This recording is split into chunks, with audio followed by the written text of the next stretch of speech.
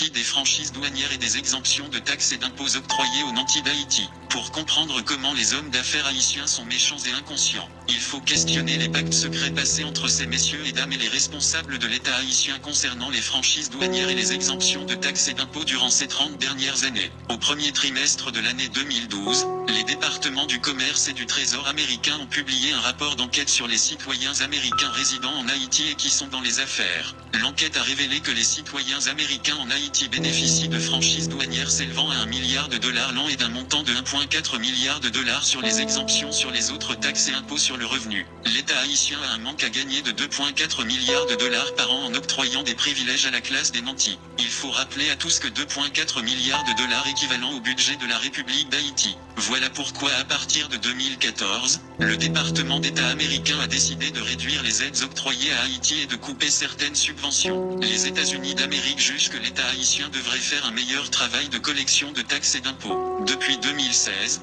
l'USE avait signifié au gouvernement provisoire de Jocelyn Prévert que les réductions d'aide allaient venir. C'est dans cette optique que des économistes comme Wilson Lalo choisissent de dresser un budget en augmentant les taxes et impôts des éléments de la classe moyenne et des masses populaires. Le pouvoir en place a fait le choix de ne pas entamer des réformes fiscales. Dans ce bref article, nous voulons analyser pour le grand public le pourquoi des franchises douanières et des exemptions de taxes et d'impôts dans une société capitaliste et expliquer à tous comment l'État haïtien devrait procéder pour rebalancer les choses et rendre justice aux pauvres qui souffrent dans ce pays. Nous sommes arrivés à un carrefour de notre histoire où les lampes commencent à se délier, où l'on ne peut pas continuer à rendre responsable le blanc parce que le blanc a décidé de nous donner une certaine marge de manœuvre pour voir si nous pouvons réellement nous prendre en main. Avec l'élection de Donald J. Trump, Haïti a la possibilité de tirer son épingle du jeu, d'effectuer des réformes en profondeur, d'établir des politiques publiques pour faire respecter le principe d'équité et d'égalité. Donald Trump durant sa campagne électorale avait promis que les États-Unis d'Amérique s'immisceront de moins en moins dans les affaires d'autres pays. Aujourd'hui, nous voyons clairement que l'administration Trump donne la primauté aux questions domestiques par rapport aux affaires étrangères.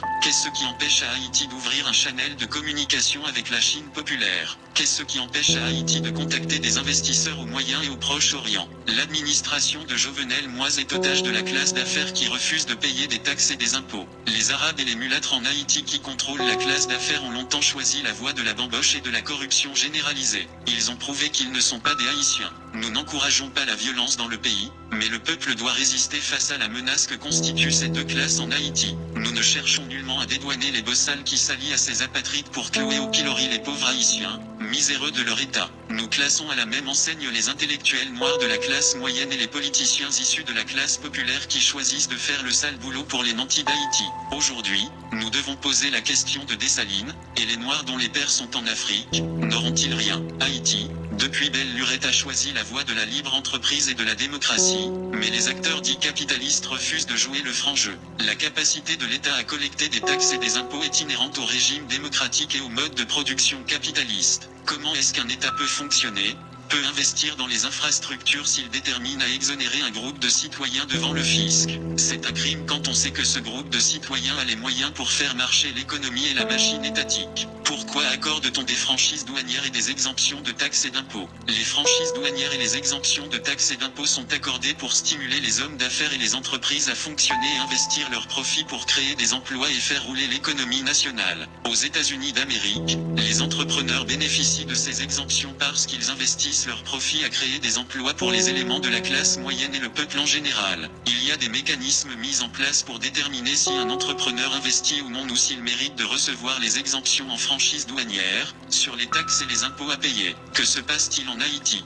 La plupart des hommes d'affaires en Haïti sont citoyens américains. Nombreux sont issus du Moyen-Orient. Leurs profits sont entreposés dans des banques américaines, européennes, libanaises, syriennes et israéliennes. Ils n'investissent rien en Haïti. Pourquoi depuis plus de 30 ans l'État haïtien continue avec cette pratique d'exonération? Les dirigeants politiques sont élus et nommés par la classe des affaires. En contrepartie, ces derniers offrent des avantages juteux à cette classe qui n'a pas les intérêts de la nation haïtienne à cœur. Nous sommes arrivés à un carrefour où nous réalisons que le populisme de droite et de gauche sont des manœuvres entreprises par les élites pour zombifier le peuple. Qu'est-ce que la gauche a foutu depuis 1986 en Haïti? Il y a une tendance à considérer les hommes d'affaires en Haïti comme de vulgaires imbéciles qui n'ont ni lecture ni écriture. C'est une fausse idée entretenue par les nantis même. La plupart de ces hommes d'affaires sont très instruits et ont fait leurs études dans les meilleures universités au monde. Ils comprennent bien le fonctionnement d'une société capitaliste. C'est en connaissance de cause qu'ils choisissent de faire mal à Haïti, aux miséreux et aux appauvris haïtiens. En affaiblissant l'État, ils font d'une pierre deux coups. Ils bénéficient des largesses des dirigeants incompétents et inconscients et ils rendent impossible toute tentative de soulèvement et de changement du peuple haïtien. Ils encouragent de faux conflits dans le pays, ils arment des bandits un peu partout pour semer le trouble. Dans tout pays sérieux, quand l'État faillit à sa mission, ce sont les élites qui se réunissent pour restructurer l'État. En Haïti, ce sont les élites qui affaiblissent l'État même. Elles jouent sur la précarité et sur l'ego surdimensionné des gens pour établir un système de corruption qui fait leur jeu. Dans quel pays au monde est-ce qu'une bourgeoisie choisirait de fonctionner dans la crasse? Les hommes d'affaires sont en transit en Haïti. Ils font de l'argent dans le pays, mais leurs investissements sont ailleurs. Ils n'ont aucun intérêt comme des crises cardiaques, des AVC, ils meurent avec leur argent en poche. Le problème avec ces messieurs et dames c'est qu'ils n'éprouvent aucun sentiment nationaliste. Leur maladie est devenue contagieuse puisque la classe moyenne tend à émuler leur comportement suicidaire. Nombre d'Haïtiens ont des médecins privés à Miami, ils envoient leur progéniture à l'école aux États-Unis d'Amérique, en France et au Canada. Même les leaders politiques qui devraient donner le ton rentrent dans ce schéma. Le grand malaise dans tout ce drame est qu'il n'y a pas d'homme debout dans le pays capable de renverser la vapeur. Les intellectuels comme Yuri Latortue, Patrice Dumont, Quesnay Farel, Eddie Labossière, Sauveur Pierre-Étienne, Georges Michel, etc.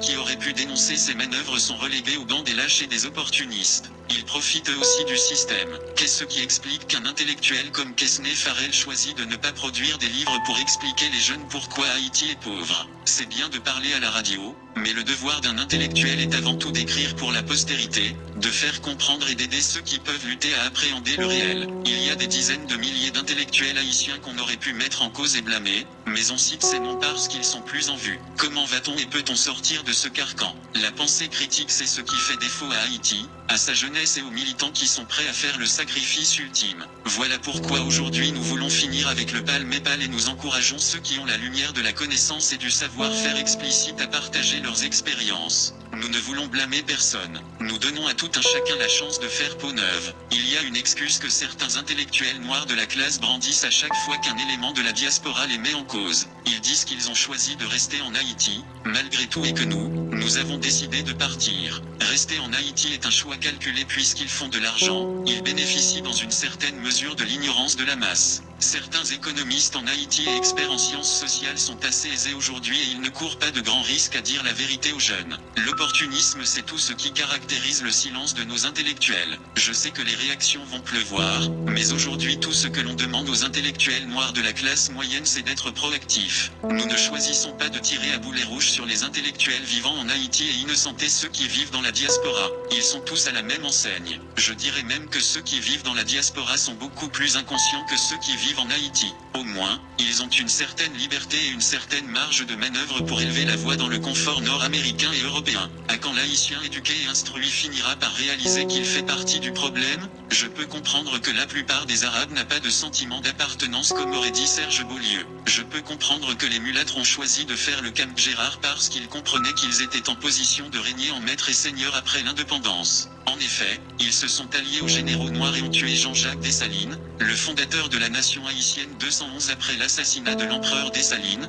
Que peut-on espérer? Nous ne cesserons de le répéter, l'ennemi numéro 1 de la République d'Haïti est l'ignorance, la violence, la peur, la médiocrité, l'égoïsme, la méchanceté, la haine et l'opportunisme. Aujourd'hui, les éléments de la classe des bossals sont aussi coupables que les arabes et les mulâtres qui constituent la classe des nantis. Nous devons avoir le courage de dire que nous sommes les Aignais. Nul besoin de pointeur X ou Y du doigt. Nous sommes tous coupables et responsables de la misère et de la paupérisation de plus de 9 millions d'Haïtiens. Qu'est-ce que nous allons faire pour dénouer ce nœud gordien? Je ne prétends pas avoir toutes les réponses, Mais au moins j'agite les questions et je cherche à comprendre. Le président du Sénat Yuri Latortue gagnerait en estime s'il cherchait à savoir à combien s'élève le montant actuel des franchises douanières et des exemptions de taxes et d'impôts octroyés à la classe des nantis. Le secrétaire d'État aux Finances Ronald Décembre devrait bien avoir ces chiffres prêts à partager avec les parlementaires qui disent représenter le peuple. Les économistes et les analystes politiques doivent poser des questions. Nous faisons semblant de ne pas voir et de ne pas comprendre. Et pourtant nous sommes assez instruits pour comprendre. J'aimerais bien que des économistes comme Quesnay Farrell et Eddy Labossière nous parlent du manque à gagner de l'État haïtien et du peuple haïtien dans l'octroi de ses franchises douanières et des exemptions de taxes et d'impôts.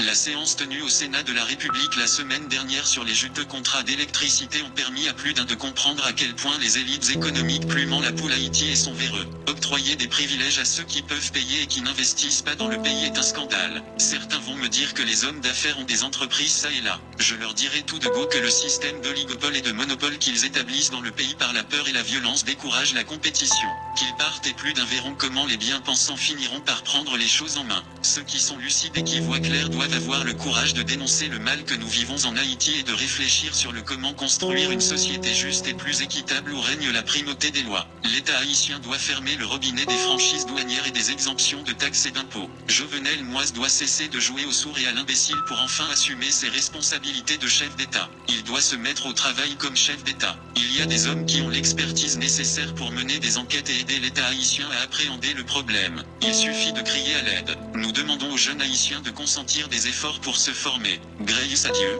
nous avons l'internet et nous avons des moteurs de recherche. La connaissance est plus accessible aujourd'hui. Nous devons nous former et nous devons poser des questions. La justice élève une nation, la connaissance et l'amour véritable libèrent. Que Dieu aide les Haïtiens à se débarrasser des turiféraires qui les tiennent attachés à la misère et à la crasse.